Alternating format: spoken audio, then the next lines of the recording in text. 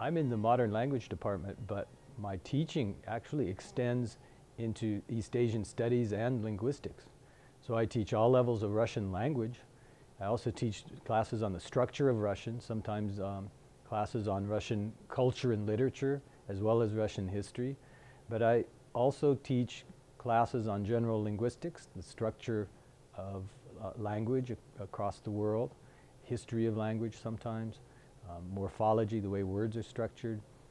I also teach classes in East Asian that deal with Siberia, with the peoples and cultures and histories of Inner Asia. One of the classes I teach is Mongolia, Mongols. That is very popular right now because this is the 800th anniversary of the rise of Genghis Khan as the ruler of all Mongols.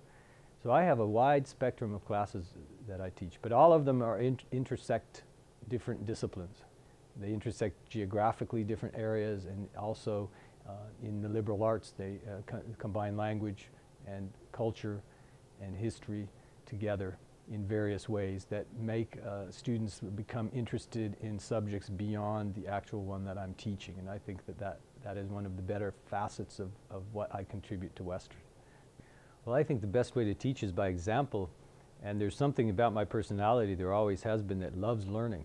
I really get fired up by learning new things myself.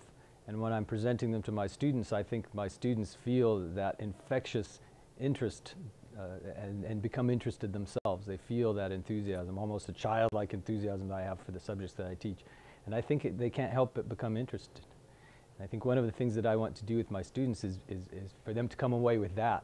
I don't care if my students are conservatives or liberals or how they're going to vote, but I do want them to have that interest. I want them to carry away that interest in the subject that I have, just for an end in itself.